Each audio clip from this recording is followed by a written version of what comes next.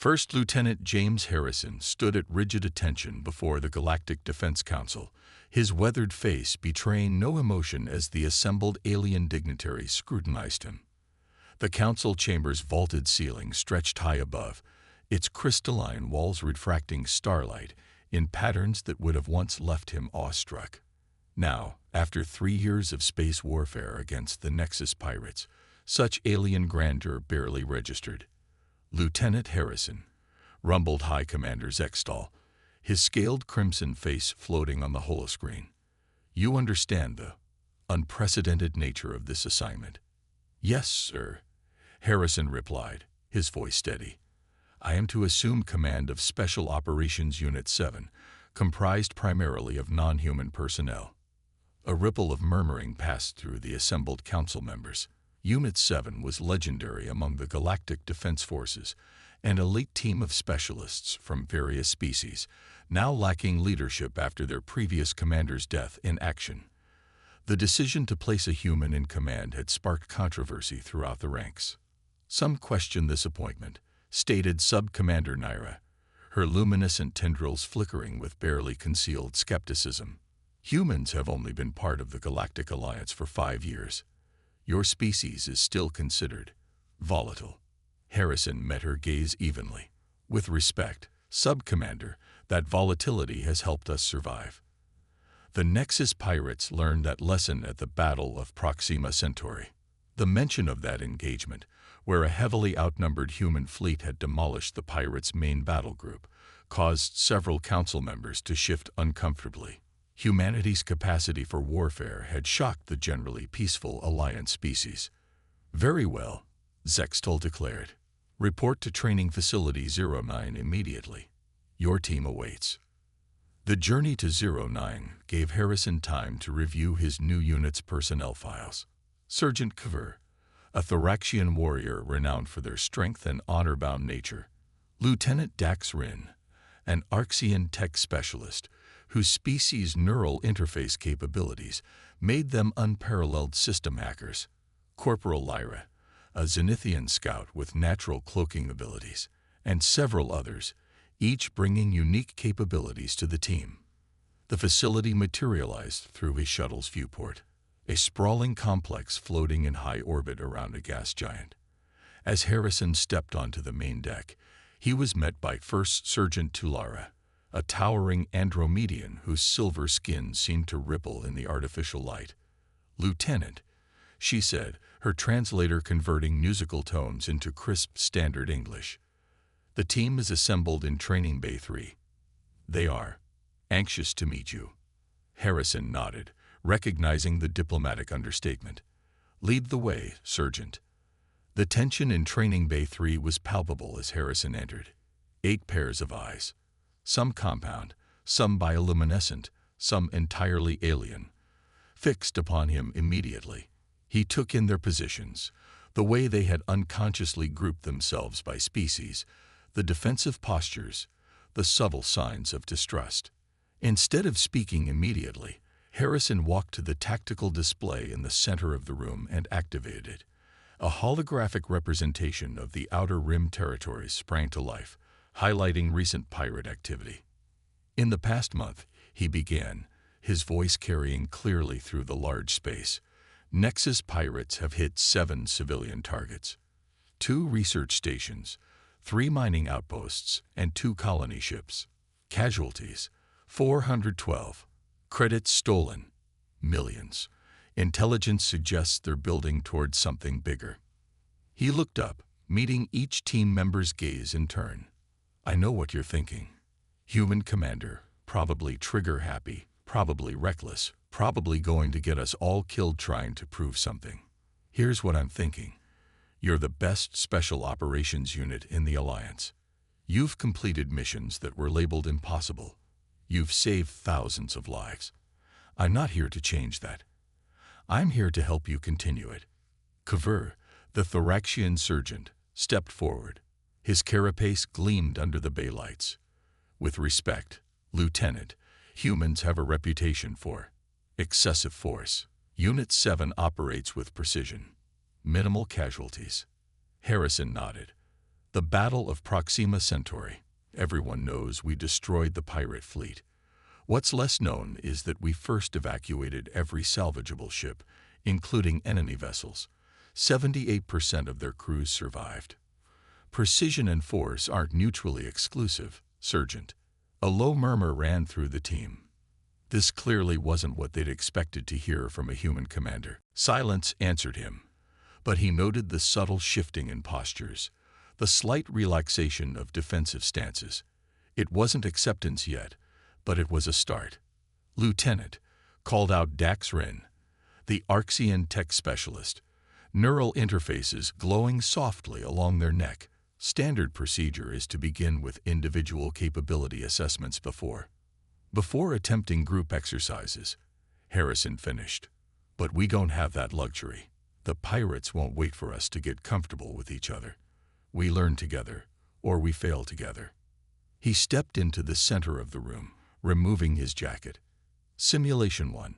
Hostage rescue scenario. Team of 4, close quarters. Who's first?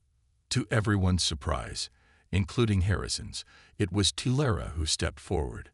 The Andromedian first surgeon's silver skin rippled with what might have been amusement. "Let us see how humans handle close quarters combat, Lieutenant." As the simulation boundaries began to materialize around them, Harrison allowed himself a small smile. The real test was about to begin.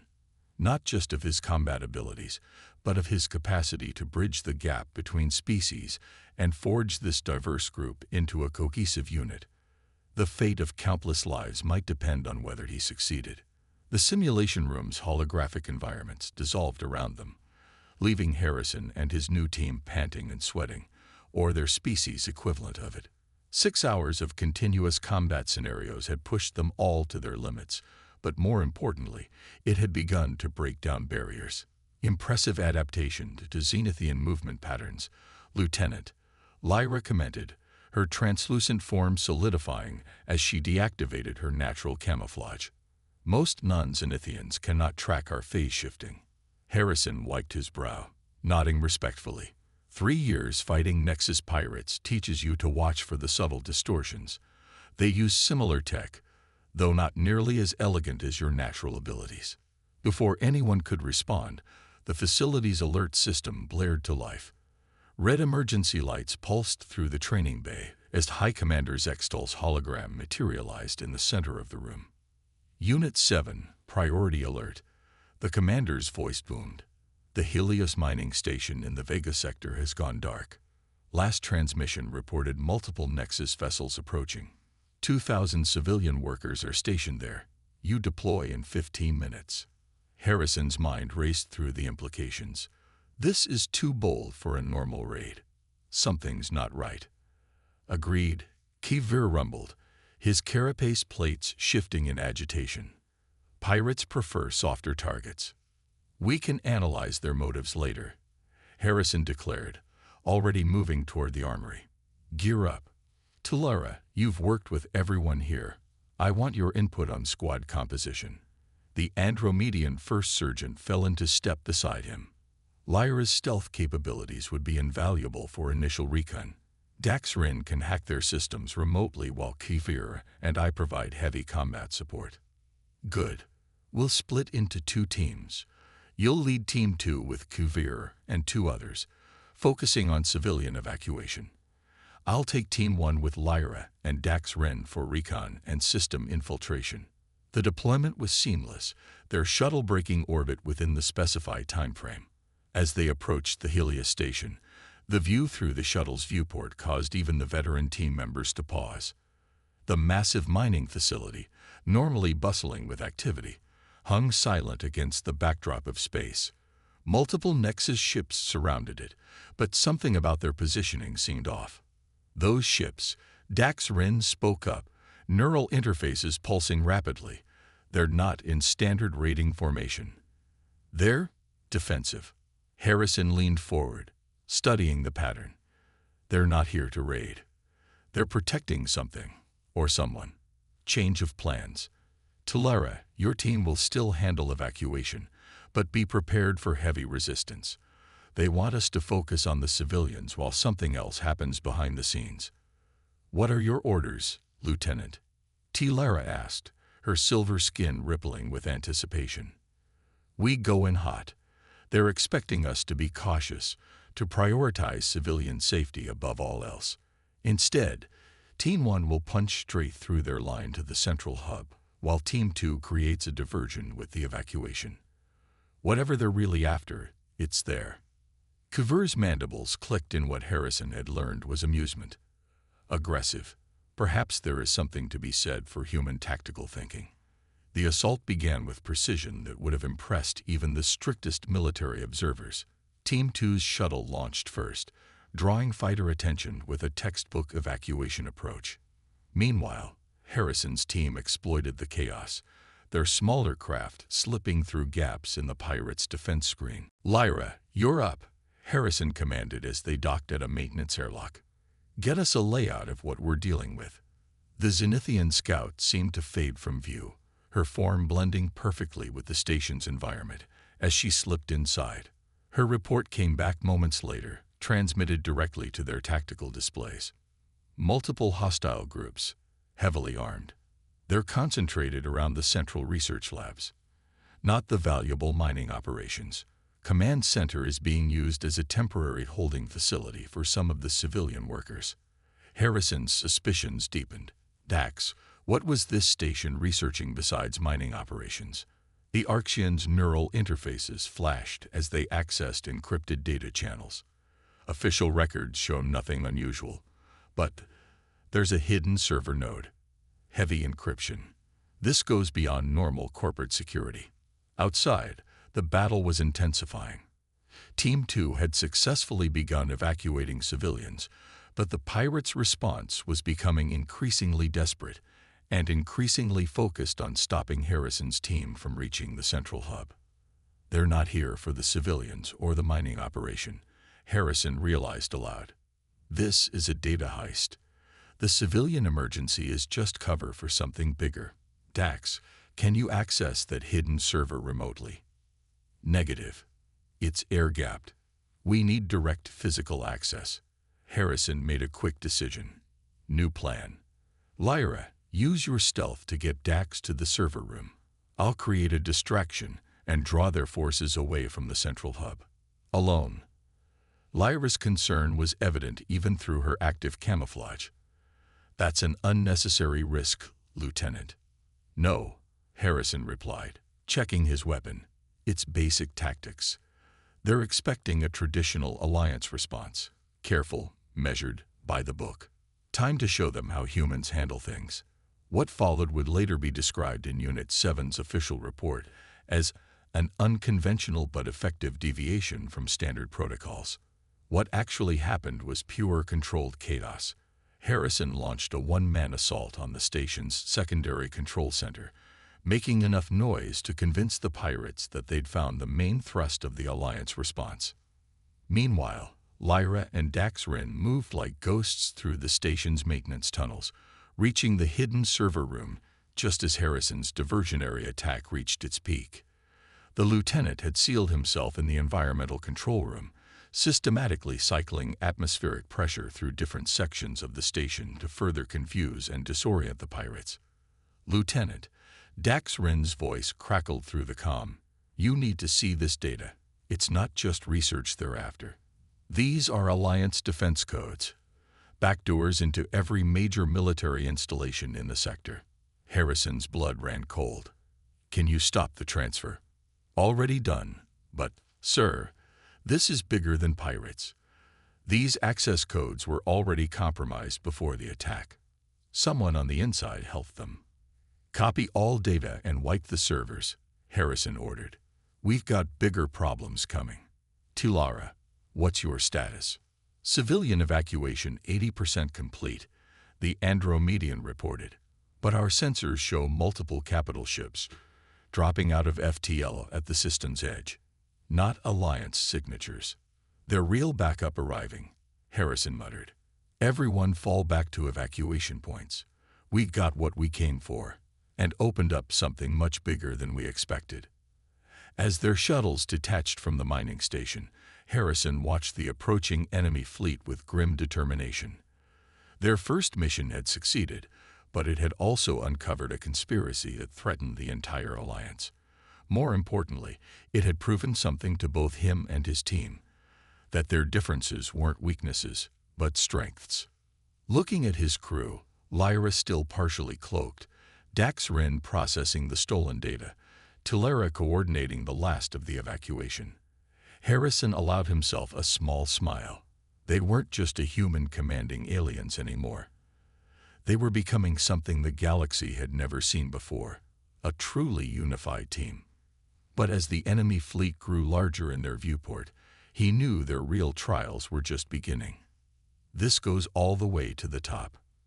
Dax Rin's neural interfaces pulsed with agitation as they projected the decoded data for Unit 7 to see. The team had gathered in a secure briefing room aboard their stealth carrier, reviewing the intelligence gathered from the Helios station. 3 days had passed since their mission, and each new revelation painted a darker picture. The access codes weren't just compromised. The Arxian continued. They were sold. Someone high in the Alliance military has been feeding information to the Nexus pirates for months. Harrison studied the holographic display, his jaw tight. Beside him, Tilara's silver skin had taken on a darker hue, a sign of deep concern among Andromedians. The attack patterns make sense now, she observed. The pirates always seem to know exactly when and where to strike for maximum effect. But why? Kivir's massive form shifted restlessly. Pirates seek profit. This level of military intelligence suggests larger ambitions. Before anyone could respond, the ship's AI interrupted with a priority alert. High Commander Zextal's hologram materialized in the center of the room, his scaled features set in grave lines. Unit 7, your findings have been received. The Council is disturbed. You are hereby ordered to cease all investigation into this matter. A special committee will. Sir, Harrison interrupted, stepping forward. With respect, we're the only unit positioned to follow this lead. The compromise goes too deep to trust regular channels. Lieutenant, Zextal's voice carried a warning edge. This is not a request. Stand down and return tow. The transmission cut off abruptly. Emergency lights flooded the briefing room as the ship's AI reported multiple incoming vessels dropping out of FTL. 6 heavy cruisers, Lyra announced from her tactical station, her naturally camouflaged form becoming more visible with stress. Alliance signatures, but they're powering weapons. Harrison's mind raced through options. They'd struck too close to the truth, and now someone was trying to silence them. Dax, can you get a message to High Command? All communications are being jammed. We're alone. No, Harrison corrected, a plan already forming. We're free to act. This just confirmed everything. Tilara, plot a course for the Thanatos Nebula. Kivir, get our weapons hot. If they want to fight, we'll show them how humanity earned its reputation. The next few minutes were chaos as their ship accelerated toward the nebula, diving through a storm of energy weapons fire. The pursuing cruisers were larger and more powerful, but their stealth carrier had 2 advantages: speed and a crew that had learned to work together like no other unit in the Alliance. They're not trying to disable us, Tilara observed as another volley of shots streaked past. Those are kill shots. Because we're not meant to survive to tell anyone what we found, Harrison replied grimly. Lyra, status of the nebula. 3 minutes out. But sir, the radiation levels will damage our systems. We won't last long in there. We don't need to. Harrison's voice carried the calm certainty that had begun to earn his team's trust. We just need to last longer than they do. The Thanatos Nebula loomed before them, a vast cloud of cosmic dust and radiation that played havoc with ships' sensors and systems. As they plunged into its crimson depths, Harrison ordered all power diverted to shields and life support. Sir, Kivir called out, detecting multiple impacts on pursuing vessels. The nebula's radiation is affecting their shields more severely than anticipated. Harrison allowed himself a tight smile. Bigger ships, bigger problems. the nebula's radiation scales with surface area. They built those cruisers to intimidate, not to survive this kind of environment. But their victory was short-lived. A massive explosion rocked their ship, sending crew members sprawling. Damage reports flooded in as emergency force fields activated throughout the vessel. Direct hit to engineering. Daxrin reported, their neural interfaces flickering erratically. We're losing power. Hull integrity at 60% and falling. There. Lyra's voice cut through the chaos. A planetoid inside the nebula. Minimal atmosphere, but sufficient gravity for landing. More like crashing, Tilera corrected, her hands flying over the controls. We've lost too much power for a controlled descent. Harrison strapped himself into his command chair. Sometimes you have to take the hit to win the fight. All hands, brace for impact. Tilera, aim for the flattest area you can find. Dax, dump all remaining power to forward shields. The landing, if it could be called that, was a testament to Tilera's skill and the ship's construction. They hit the planetoid's surface at an angle, skidding across barren rock for several kilometers before coming to rest in a massive impact crater. Emergency systems kicked in, sealing off damaged sections and preserving their atmosphere. As the dust settled, Harrison took stock of their situation. The ship was crippled, but their core systems were intact. More importantly, every member of his crew was alive, if battered. Status report, he called out, pulling himself from his chair. The nebula is interfering with all long-range communications and sensors. Daxrin reported. The pursuing cruisers have withdrawn to the nebula's edge. Their systems couldn't handle the radiation. We're trapped, Kiver stated bluntly. No, Harrison countered. We're positioned exactly where we need to be. Those cruisers can't follow us in here, and we have something they don't want us to share. He turned to Daxrin. How much of the data did you manage to decode? The Arxian's neural interfaces pulsed. Enough to identify several key conspirators. But more importantly, I found their next target. The Alliance Defense Network's central hub on Arcturus Prime. Then that's where they'll try to strike next, Tilera concluded. But we have no way to warn anyone. Harrison moved to the tactical display, studying their surroundings. We don't need to warn them. We need to stop it ourselves. This planetoid is our fortress now. We have supplies, we have data they don't know we decoded, and most importantly, he looked around at his team, seeing not different species but trusted companions. We have the element of surprise. They think we're trapped and helpless. Time to show them how humanity handles being cornered. As his team gathered around the tactical display, Harrison began outlining his plan. It was dangerous, possibly suicidal, but it was also their best chance to expose the conspiracy and save the Alliance. More than that, it was a plan that could only work with the unique abilities of every species represented in Unit 7. The nebula's crimson light filtered through their viewports, casting everything in a blood-red glow. They were damaged, isolated, and outnumbered, but they weren't beaten. Not yet. Not while they still had each other. And as Harrison looked at the determined faces of his crew, he knew that the real battle was just beginning. The planetoid's harsh environment howled outside their damaged ship, but inside, Unit 7 was transforming their temporary prison into a fortress. 72 hours had passed since their crash landing, and Harrison's plan was taking shape. The radiation that trapped us here works both ways, Harrison explained. Standing over a makeshift holographic display Daxrin had constructed from salvaged parts. They can't scan us, but more importantly, they can't detect what we're building. Kaver moved his massive form through the cramped engineering space, carrying stripped hull plating that would soon serve a new purpose. The modifications to our remaining shuttle are nearly complete, though I still question the structural integrity of these improvements. That's because you're thinking like a Thoraxian engineer, Harrison replied with a hint of a smile. Sometimes the best solutions aren't about structural integrity. They're about being unpredictable. Their plan was audacious, even by human standards. They were converting their remaining shuttle into what Harrison called a Trojan horse.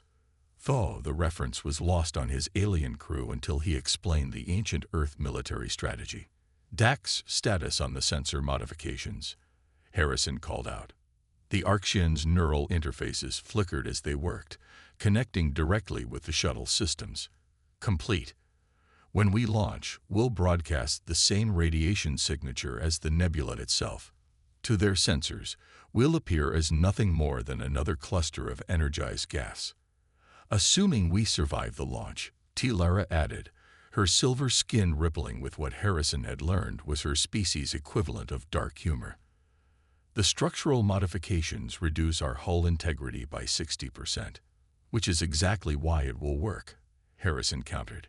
"They're expecting either a desperate break for freedom or a long-term siege.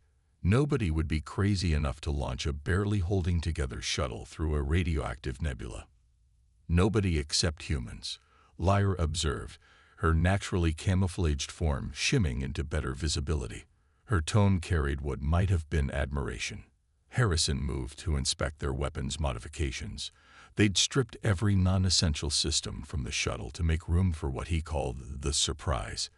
A jury-rigged but devastating weapons system that combined Thoraxian power cells with Arxian targeting technology and Andromedian phase shift generators. "Once we're inside their defense perimeter," he continued, "Lyra's cloaking technology, combined with the nebula signature, should get us close enough to the command cruiser. That's when we deploy the package. And hope we are not destroyed in the process," Kavir added, though his mandibles clicked in what Harrison now recognized as excitement rather than concern. A sudden alarm from their ship's remaining functional sensors interrupted their preparation. Daxrin rushed to the console, neural interfaces pulsing rapidly. "Multiple ships entering the nebula," they reported. "They're pushing deeper than before. They must have modified their radiation shielding." Harrison's expression hardened. "They're not willing to wait us out anymore." "How long until they reach our position?" 2 hours, maximum. Then we launch in 1, Harrison decided. "Everyone to your positions. This is happening now." What followed was a flurry of activity as the team made final preparations. Harrison watched his crew work with a sense of pride. Each member moved with purpose, their formerly separate methods now flowing together in seamless cooperation. They had become more than a unit. They were a family. "Lieutenant," Lara approached as the others worked, her voice low. "The probability of success. It's higher than you think." Harrison interrupted. "Know why?" "Because they're still thinking in terms of species. Humans are reckless. Thoraxians are rigid. Arxians are technical. Zenithians are stealthy. Andromedians are methodical. But we're not any one of those things anymore. We're all of them." The launch was exactly as violent as they'd expected. The shuttle's compromised hull screamed as they accelerated through the nebula's radioactive clouds. Warning systems blared about structural failures and radiation leaks, but they pressed on. "Enemy ships detecting our launch," Daxrin reported, their voice strained as they interfaced directly with their jury-rigged systems. They're moving to intercept, but their sensors are reading us as a radiation surge. The masking is working." "Lara, plot an attack vector that looks like natural nebula movement," Harrison ordered.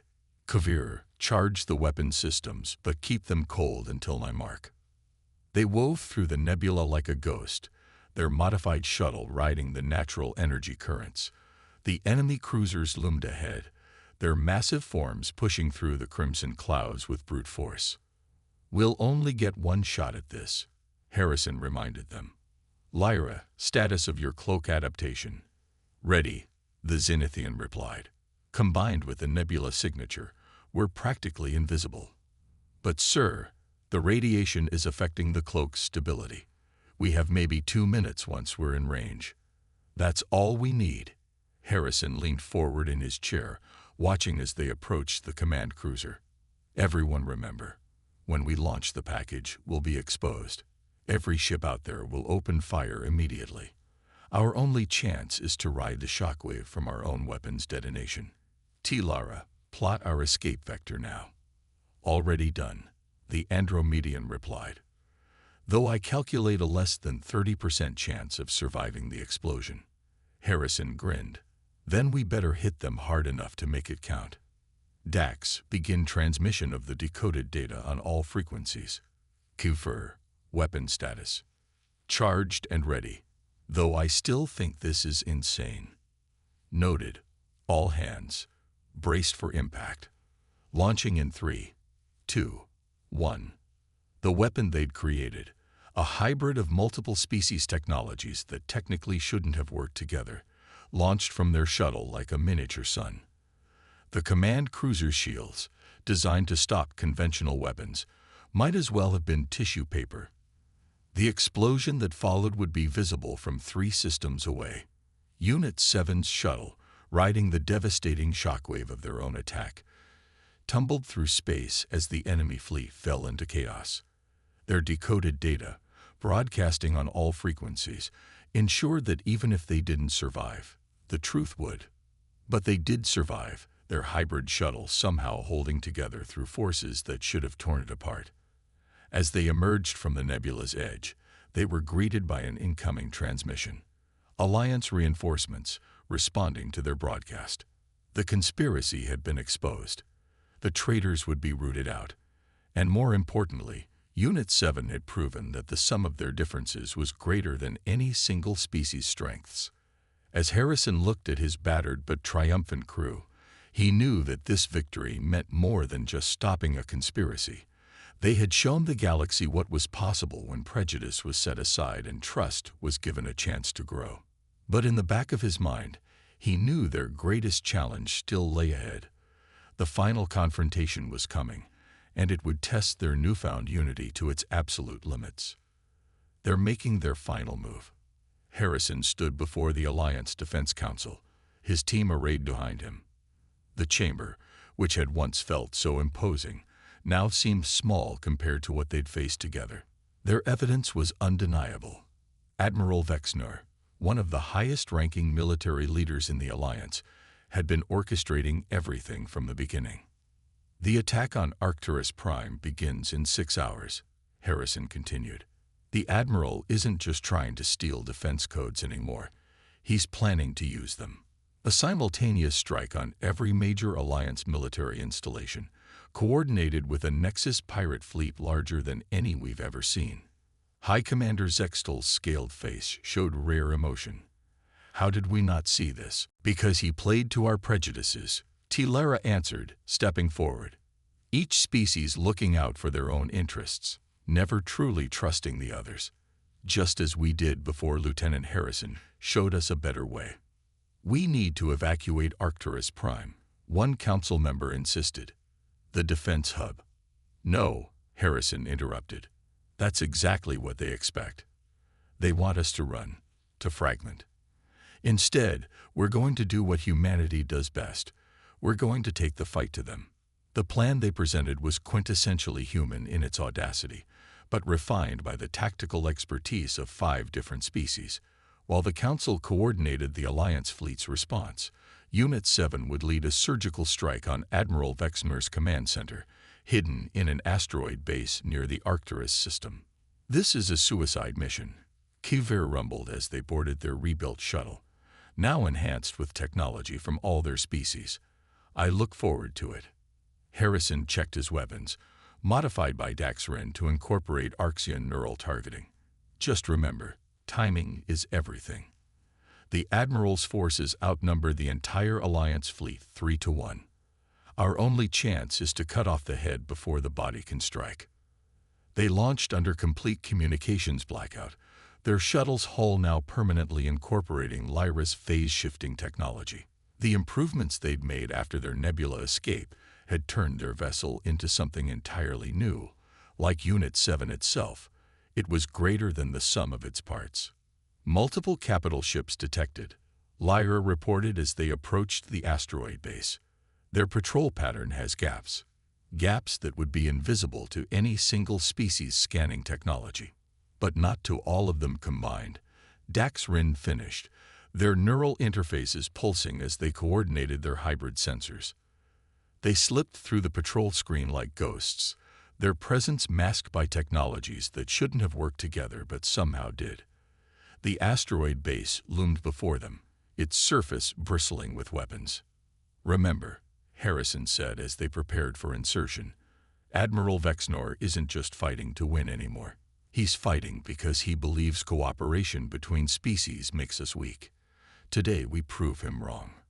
They breached the base's outer defenses using Tilera's knowledge of Alliance security systems, enhanced by thoraxian power cells. Inside, they moved like a single organism, Lyra's stealth abilities masking their advance, Kvir's strength clearing obstacles, Dax Rin's technical skills bypassing security. But the Admiral was waiting for them. Impressive, his voice echoed through the command center as they breached its doors. A human leading aliens into battle. The perfect example of everything that's wrong with the Alliance. The chamber was massive, its walls lined with view screens showing the approaching pirate fleet.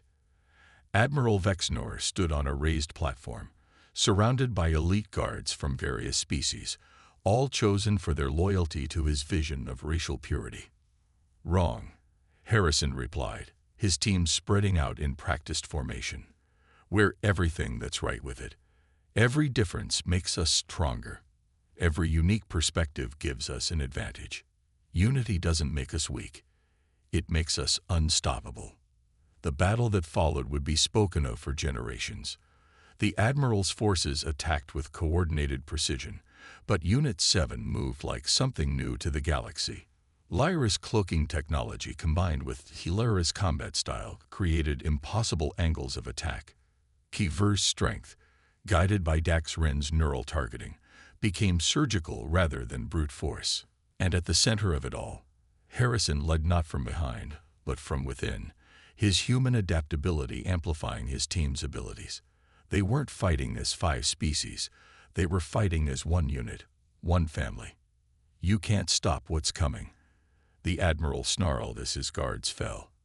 "The fleet is already moving. Arcturus Prime will fall, and the Alliance will learn that separation is strength." "Check your screens," Harrison replied calmly. The Admiral turned to see his fleet falling into chaos.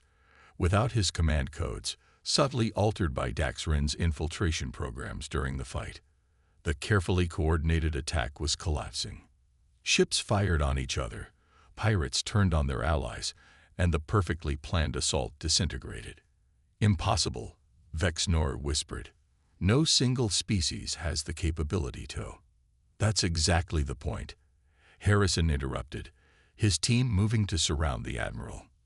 "We're not single species anymore. We're what comes next." The Admiral's last desperate attack was predicted by Tilara, countered by Kvir, and ended by Harrison. As Alliance forces moved to secure the base, Unit 7 stood together, bloody but unbowed. "Lieutenant," Zextol's hologram appeared on the main screen. "The fleet is standing down. The pirate forces are surrendering."